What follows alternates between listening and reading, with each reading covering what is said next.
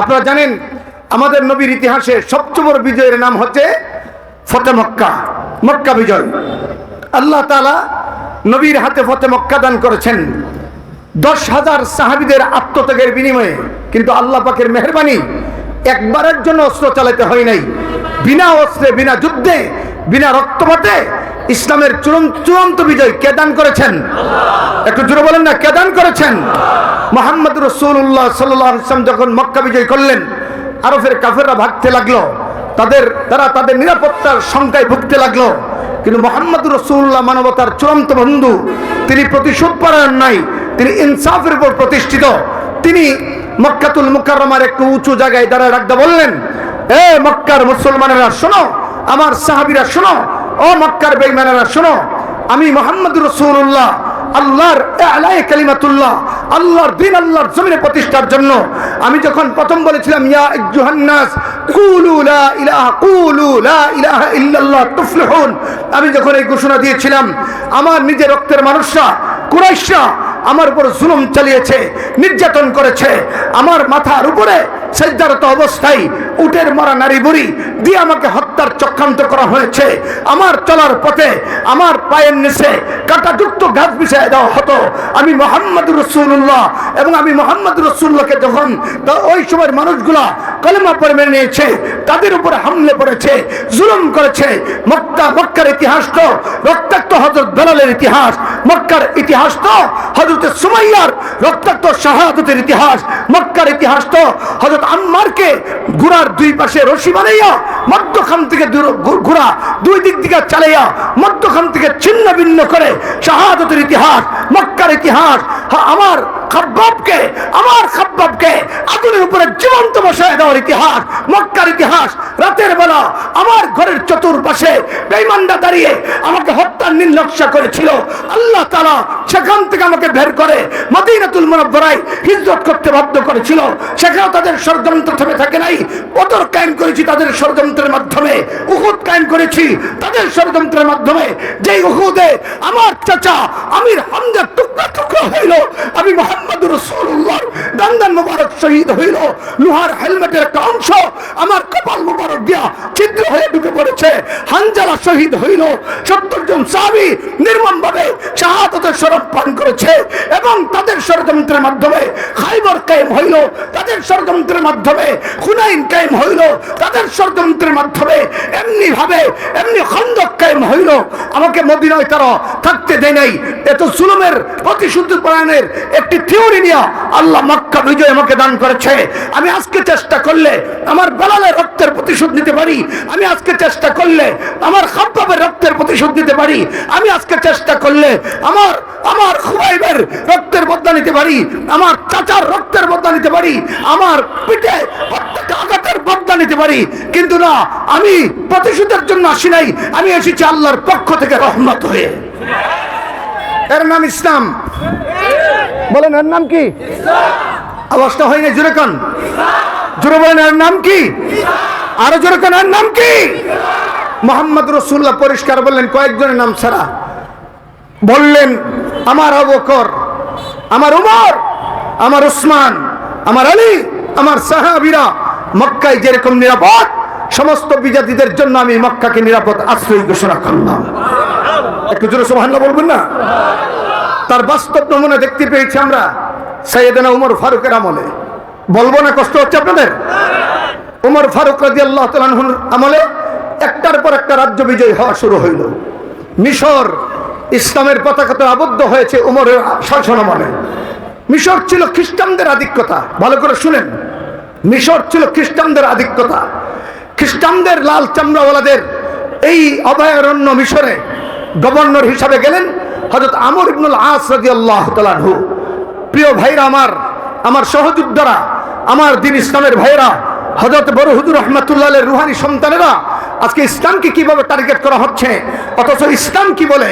সংখ্যালঘুদের ব্যাপারে ইসলাম যে উদারতার পরিচয় দিয়েছে, পৃথিবীর কোন ধর্ম এই উদারতার পরিচয় দিতে পারে নাই। মুহাম্মদ রাসূলুল্লাহ যখন আমর ইবনুল আস রাদিয়াল্লাহু তাআলা আনহুকে মিশরের গভর্নর করে পাঠাইলেন, হযরত আমর ইবনুল আস তাকায় দেখে কোনো একদিন মিশরে খ্রিস্টানরা রথযাত্রা বের করেছে, সামনে একটা সাজুগুজু করা সুন্দরী তরুণী, সুরুষী তরুণী যুবতী, যার চেহারা দৃষ্টিনন্দিত নয়নাভিরাম, চোখ ফিরানো যায় না, এমন একটি সুন্দরী নারীকে সাজুগুজু করে সারিয়ে কোথায় যেন নিয়ে যাচ্ছে। আমর ইবনুল আস এই রথযাত্রার সামনে দাঁড়িয়ে বলল, খ্রিস্টান ভাইরা তোমরা কারা, এই মেয়েটা কারা, এই মেয়েটাকে নিয়ে কোথায় যাচ্ছ? খ্রিস্টান নেতারা বলল, ও আমর ইবনুল আস, গভর্নর, আমরা হচ্ছি খ্রিস্টানদের লিডার, আর পেছনে যারা আছে হাজার হাজার তারা হচ্ছে খ্রিস্টানদের অনুসারী, আর মেয়েটা হচ্ছে সে। আপনি তাকায় দেখেন, নীলনদ শুকিয়ে গেছে, নীলনদের পানি নাই, পানি না থাকলে আমরা ফসলাদি করতে পারি না, উৎপন্ন করতে পারি না, আমরা আপনার হতদরিদ্র সীমায় বসবাস করতে হয়। নীলনদের ট্র্যাডিশন হচ্ছে, যদি নীলনদ শুকিয়ে যায় তবে একজন সুন্দর সুরুষী তরুণী যুবতীকে আমরা নীলনদের মিডলে, শুকনা নীলনদের মিডলে যদি আমরা জবাই করি এবং এই তরুণীর রক্ত পাওয়ার পরে নীলনদ খুশি হয়। আজকে এই মেয়েটাকে নিয়ে যাচ্ছি, আমাদের পক্ষ থেকে তাকে বলি দেওয়া হবে, তাকে উৎসর্গ করা হবে পানির জন্য। হযরত আমর ইবনুল আস রাদিয়াল্লাহু তাআলা আনহু দীপ্ত কণ্ঠে ডাকতে বললেন, এই খ্রিস্টানেরা, এটা তোমাদের খ্রিস্টানদের রীতিনীতি, এখন মিশরে খ্রিস্টানদের রীতিনীতি না, মুসলমানের রীতিনীতি। একটু জোরে বলেন না সুবহানাল্লাহ। বুঝে থাকলে বলেন, এই দল কি মুসলমান না খ্রিস্টান? এই মেয়েটা কি মুসলমান না খ্রিস্টান? একটি খ্রিস্টান মেয়ের জীবন বাঁচানোর জন্য আমর ইবনুল আস রথযাত্রার সামনে দাঁড়িয়ে বললেন, হ্যাঁ তোমরা এই মেয়েকে বলি দিবা কি দিবা না, ফয়সালা দিবে আমিরুল মুমিনিন। আল্লাহু আকবার, জোরে বলবেন না? তখন খ্রিস্টানদের নেতারা বলল, যদি তাই হয়, যদি এটাই পসিবল হয়, তবে আমাদের পানির কি হবে? বলল যে আমিরুল মুমিনিন যতক্ষণ না বলে ততক্ষণ আমার পক্ষ থেকে আমরা কোনো ফয়সালা দিতে পারবো না, এতক্ষণ পর্যন্ত তোমাদেরকে অপেক্ষা করতে হবে। খ্রিস্টানরা হযরত আমর ইবনুল আসের সিদ্ধান্ত মেনে নিলেন, আমিরুল মুমিনিনের কাছে চিঠি লিখলেন, ওগো আমিরুল মুমিনিন, এই ঘটনা, আমি একটি সংখ্যালঘু নারীর জীবন বাঁচিয়েছি, এখন তাদের দুইটা দাবি যে নীলনদের পানি কিভাবে আসবে এই ফয়সালা আপনাকে করতে হবে। এই চিঠি নিয়ে মদিনাতুল মুনাওয়ারায় যখন বার্তা বাহক যায়, আমিরুল মুমিনিন চিঠির ওপর পৃষ্ঠেই লেখেন, হে আমর ইবনুল আস, তুমি মিশরের গভর্নর হয়ে একটি সংখ্যালঘু নারীর জীবন বাঁচানোর জন্য তোমাকে মোবারকবাদ। একটু জোরে সুবহানাল্লাহ বলবেন না? তোমাকে মোবারকবাদ। পাশাপাশি বাকি রইল নীলনদের পানি। আমি নদীর উপর একটা চিরিকুট লিখে দিলাম, নদীর উপর একটা চিরিকুট লিখে দিলাম, এই চিরিকুটটা নদীর নিচে রাখবা, দেখবা আল্লাহর পক্ষ থেকে পানির ফয়সালা হয়ে যাবে। হ্যাঁ, মুসলমানের ইতিহাস তো এই ইতিহাস। গাজদা নদীর তীরে দাঁড়াইয়া আল্লামা ইকবাল ডাকতে বলে, হ্যাঁ গাজদা নদী, আমাকে চিনো, আমি সেই মুসলমান।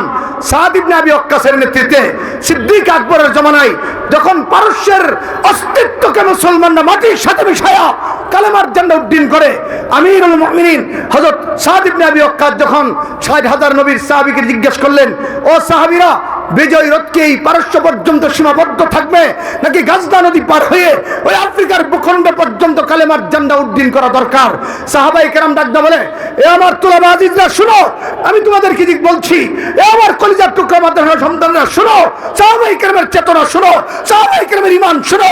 সাহাবায়ে কেরাম ডাকতে বললেন, ইয়া আমিরুল মুমিনিন, পৃথিবীর পরাশক্তি, আমরা পারস্যের অস্তিত্ব মাটির সাথে মিশিয়ে দিয়েছি, পারস্যের রন্ধে রন্ধে কালেমার ঝান্ডা উড্ডীন করেছি, আগুনের পূজার পরিবর্তে পারস্যে প্রতিষ্ঠিত হয়েছে লা ইলাহা ইল্লাল্লাহু মুহাম্মাদুর রাসূলুল্লাহ সাল্লাল্লাহু আলাইহি ওয়াসাল্লাম। তবে আমাদের যুদ্ধ এখানে শেষ হবে না, আল্লাহর দুনিয়ায় যতটুকু বাকি আছে ততটুকু পর্যন্ত দিন কায়েম করবো না, তোমার শাহাদাত বরণ করবো।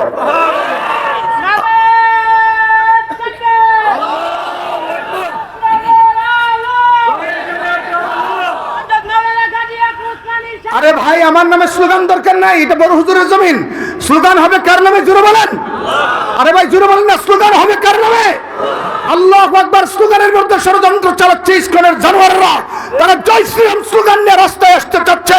পরিষ্কার বক্তব্য, মন্দিরে জয় শ্রীরাম স্লোগান চলক, হিন্দুদের বাড়িতে জয় শ্রীরাম স্লোগান চলক, আমাদের আপত্তি নাই, কিন্তু মন্দিরের স্লোগান যদি রাজপথে আনা হয়, পিঠার চামড়া রাখা হবে না। রাজা চন্দ্র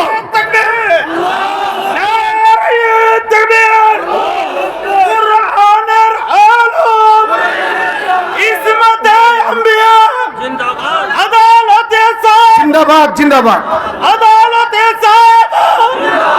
আমরা পরিষ্কার বলি, আমরা পরিষ্কার গভর্নমেন্টকে বলি, ডক্টর ইউনূসকে বলি, এত নরম হলে বাংলাদেশ চলবে না। যারা আমার ভাইকে জয়ী করেছে তাদের বিচার করতে হবে এবং ইসকনকে নিষিদ্ধ করতে হবে, নতুবা এই দেশের জনগণ আইন হাতে উঠে নিবে। আগে আমার ইমান, তারপরে রাষ্ট্র। আমার ইমান না রাষ্ট্র, আমরা আইনের তোয়াক্কা করব না। এই যুবক রক্ত দিতে প্রস্তুত আছো? কারা কারা হাত তুলে আল্লাহকে দেখাও।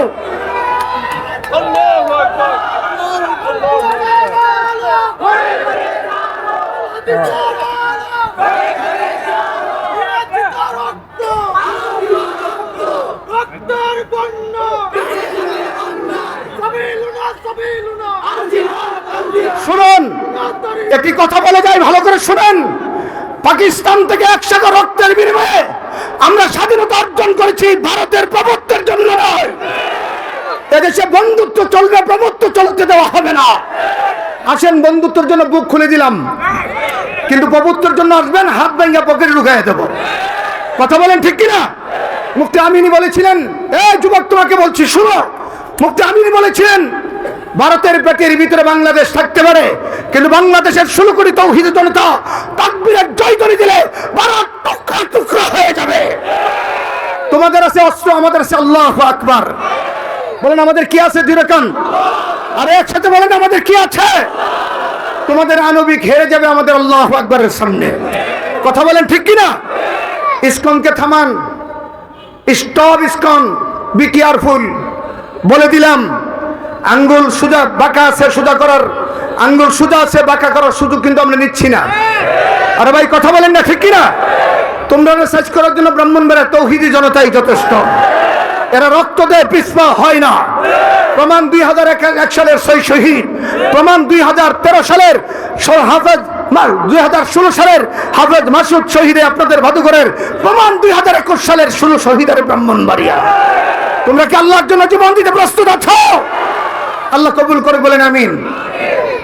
আমিরুল মুমিনিন রওনা করলেন, চলো। এদিক দিয়ে আফ্রিকার রাষ্ট্রনায়ক সে চিন্তা করলো, যেই বাহিনী আফ্রিকারে পারস্যকে শেষ করে দিয়েছে, তাদের সামনে তো আমরা মশা। সুতরাং অপকৌশল করলেন, গাজনা নদীর সমস্ত নৌকা পারাপার সব বন্ধ করে দিলেন। 60,000 সাহাবী আমিরুল মুমিনিন সাদ ইবনে আবি ওয়াক্কাস নিয়ে দাঁড়ানো, সবার ঘোড়া আছে। আল্লাহু আকবার বলবেন না? সবাই হতাশ হয়ে গেলেন। আমিরুল মুমিনিন সাদ ইবনে আবি ওয়াক্কাস রাদিয়াল্লাহু তাআলা আনহু ডাকতে বললেন, কোন পরোয়া নাই, ওয়ালা তাহিনু ওয়ালা তাহজানু ওয়া আনতুমুল আ'লাউনা ইন কুনতুম মুমিনিন। মুমিনের কোনো ভয় নাই। কেন? মুমিনের সঙ্গে কে আছে? আরে ভাই জোরে বলেন না, মুমিনের সঙ্গে কে আছে? মুমিনের সঙ্গে আল্লাহ আছে। ডাকতে বললেন, আমি ঘোড়া চালাচ্ছি নদীর পানির উপরে, তোমরাও চালাও। আয়াত পড়লেন, ওমা রমাইতা ইয রমাইতা ওয়ালাকিন্নাল্লাহ রমা। বিসমিল্লাহ করে নদীর পানির উপর ঘোড়া চালাইছে 60,000 সাহাবী। বিদায়া ওয়ান নিহায়া কিতাবে ইমাম ইবনে কাসির রাহমাতুল্লাহ লেখেন, 60,000 সাহাবী এই নদীর পানির উপরে ঘোড়া চালায়া নদীর ওই পারে পৌঁছে গেছে। এর নাম মুসলমান। আরে ভাই বলেন না, বলেন না, এর নাম কি? ওই পার যাওয়ার পরে সাদ ইবনে আবি ওয়াক্কাস কো, আচ্ছা পারানোর সময় আপনাদের সব মালামাল ঠিক আছে তো? কোনো কিছু হারাই নাই তো? সব সাহাবীরা বলে সব ঠিক আছে। একজন কো, হুজুর আমি ঘোড়ার লাগাম টানতে গিয়া আমার হাতের প্লেটটা, কাঁসাটা এই নদীর মধ্যে পড়ে গেছে। তিনি নদীর পাড়ে দাঁড়াইছেন। ডাক দেখো, এই নদীর পানি, আমাদের পরিচয় জানিস? নাহনু আসহাবু রাসূলুল্লাহ সাল্লাল্লাহু আলাইহি ওয়াসাল্লাম, আমরা হচ্ছি নবীর সাহাবীর দল। আরে ভাই আল্লাহু আকবার জোরে বলেন না। একদল তো আছে সাহাবীদেরকে খুঁচা না মারলে তাদের জীবনই বাঁচে না। সাহাবীদের বিদ্বেষীদের দল এই দেশে চলতে পারে না। ইসলাম করবেন আগে সাহাবীদের আদর্শকে মেনে নিতে হবে। ভাই কথা বলেন ঠিক কিনা জোরে কান? মুহতারাম হাজিরিন, তিন নদীর পাড়ে দাঁড়ায় কয়, এই নদীর পানি, আমরা না নবীর সাহাবী? এই আলায়া কালিমাতুল্লাহর জন্য আমরা বের হয়েছি।